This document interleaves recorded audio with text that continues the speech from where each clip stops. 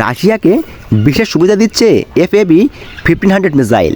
যুদ্ধ বিমানের মাধ্যমে এই বোমা নিক্ষেপ করা যায়, কিন্তু তাপবিদ্যুৎ কেন্দ্র, কারখানা ও টাওয়ার ব্লকে আঘাত আনে, ভাসিয়ে নিয়ে সঠিক লক্ষ্যবস্তুতে আঘাত আনতে সহায়তা করে। আবদিপকার পতনের পর এই শহরটির দখল নেয় রাশিয়ানরা। ইউক্রেন যুদ্ধে রাশিয়াকে বিশেষ সুবিধা দিচ্ছে FAB-1500 মিসাইল। FAB-1500 মিসাইল নামের এই বোমাটি বিমান থেকে নিক্ষেপ করা যায়। সোভিয়েতের আমলে একটি প্রাথমিক পর্যায়ে অস্ত্রকে রূপান্তর করে এই বিধ্বংসী বোমা তৈরি করেছে রাশিয়ানরা। মাটিতে বিস্ফোরিত হয়ে এটি 15 মিটার দীর্ঘ গর্ত তৈরি করতে পারে। 60 থেকে 70 কিলোমিটার উচ্চতা থেকে যুদ্ধ বিমানের মাধ্যমে এই বোমা নিক্ষেপ করা যায়, যা বেশিরভাগ ইউক্রেনীয় আকাশ প্রতিরক্ষা হামলা ব্যবস্থাপনার আওতার বাইরে। ডোনেস্ক অঞ্চলে যুদ্ধক্ষেত্রের সাম্প্রতিক কিছু ভিডিওতে FAB-1500 মিসাইল বড় আকারে বিধ্বংসী ক্ষমতার প্রমাণ পাওয়া গেছে। এই বোমাগুলো বেশ কিছু তাপবিদ্যুৎ কেন্দ্র, কারখানা ও টাওয়ার ব্লকে আঘাত আনে। এসব স্থাপনার মাধ্যমে ইউক্রেন তাদের প্রতিরক্ষা ব্যবস্থার সমন্বয় করে। বিশেষ গাইডেন্স সিস্টেমের মাধ্যমে FAB-1500 মিসাইলের গতিপথ নিয়ন্ত্রণ করা হয়।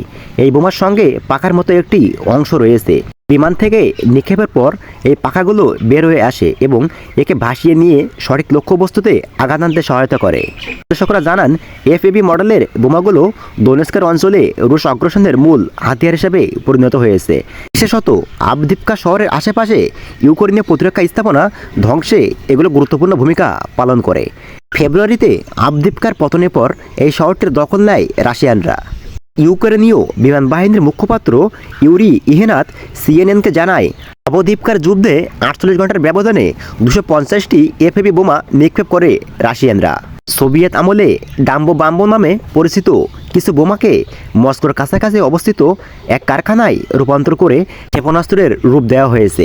আকাশে ভেসে লক্ষ্যে আঘাত হানতে সক্ষম FAB-1500 মিসাইল এরই উদাহরণস্বরূপ। ইহিনাত আরও বলেন, এই রূপান্তরিত প্রক্রিয়া সম্ভব নয়, তবে নতুন করে ক্ষেপণাস্ত্র নির্মাণ বা কেনার জন্য লাখ ডলার খরচের তুলনায় এটা কিছুই না। এই বছরের দ্বিতীয়ার্ধে F-16 বিমান ইউক্রেনের হাতে আসলে দৃশ্যপট পরিবর্তন আসতে পারে, তবে আপাতত নতুন এই রুশ বোমার বিপরীতে ইউক্রেনের কোনো জবাব নেই। এর আগে কামানের গোলার আঘাতে রাশিয়া ইউক্রেনের প্রতিরক্ষা ধ্বংস করেছিল। এখন ধারণা করা হচ্ছে এই বিধ্বংসী FAB-1500 মিসাইলের আঘাতে ইউক্রেন বাহিনীর প্রতিরক্ষা ও আশ্রয় উভয় হুমকির মুখে এসে দাঁড়িয়েছে।